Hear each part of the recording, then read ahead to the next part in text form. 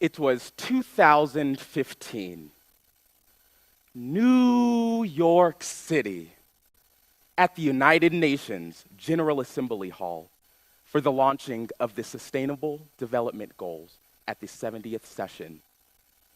There were thousands of people from all over the world, and I was one of them. Unanimously, all 193 member countries adopted 17 ways to make our Earth more safer, efficient, and inclusive by year 2030, when the global population is expected to reach 8.5 billion people. As an economist, there are a lot of goals that excite me, like goal number 1, eradicating poverty. Goal number 3, good health and well-being. And then there's goal number 8, inclusive and sustainable economic growth. I remember wondering how these goals would be met before 2030 and what we, members of the global community, will do to play our part. It was at that very moment that one goal stuck out to me the very most.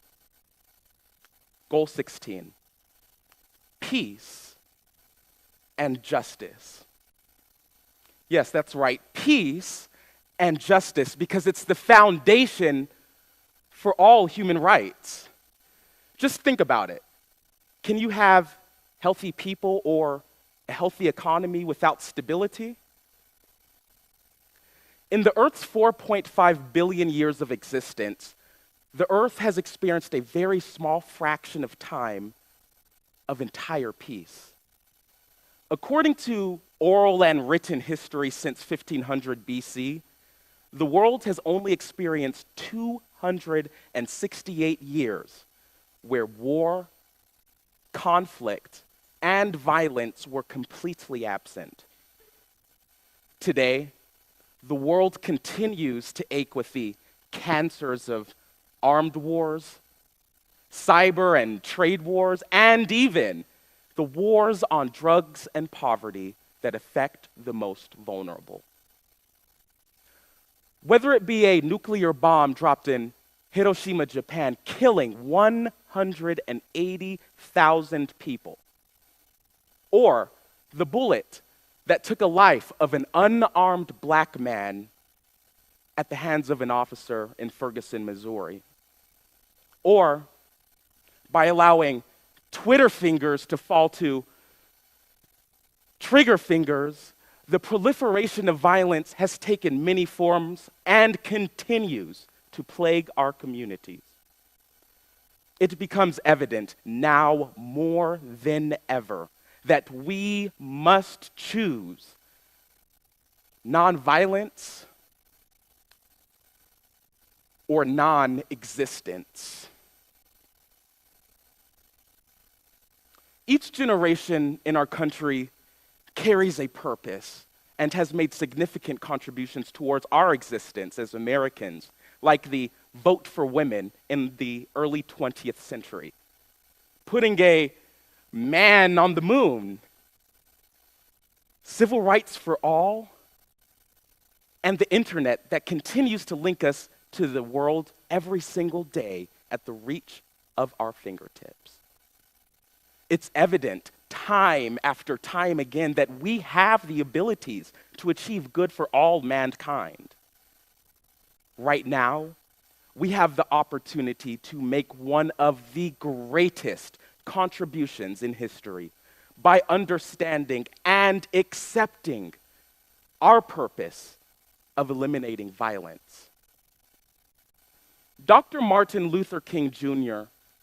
said that we could transform this world into something new if we choose love and not hate. This means replacing the arsenals of violence and hatred with passion, compassion, and by resisting through love. Just imagine that beloved community that Dr. King envisioned, you know? the dream, where all accept our responsibilities of being our brothers and sisters' keepers, and when the earth is restored to a sanctuary of peace for all humanity to thrive. Just imagine that world where war is no more, violence is completely eradicated, and equality is a reality for everyone. And then no child would go to bed hungry at night. Then women will have the same opportunity to earn just as much as men. And fear will be quenched from the face of the earth, allowing us, the soon-to-be 8.5 billion people, to see that we are all not that different. We are all microcosms, miniature reflections of our universe that have the abilities to achieve peace, block by block, city by city, state by state, country by country, and then the world will be transformed into something new. So the 500 of you out here today, or perhaps you're watching on the internet, that have that next opportunity to defuse a situation. Perhaps you're in line getting your morning latte. Or maybe you're on the road, perhaps at your job. By taking a moment to take a breath or two, and to respond non-violently, right there, that is how we activate our purpose of creating a peaceful world, one person at a time. And yes, we can do it before 2030. Are y'all with me?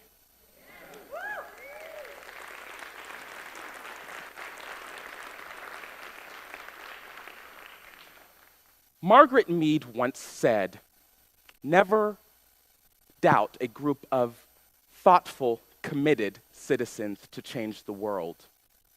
Indeed, it's the only thing that ever has."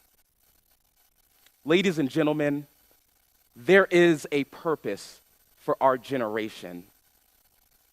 We have not chosen this time, yet this time has chosen us.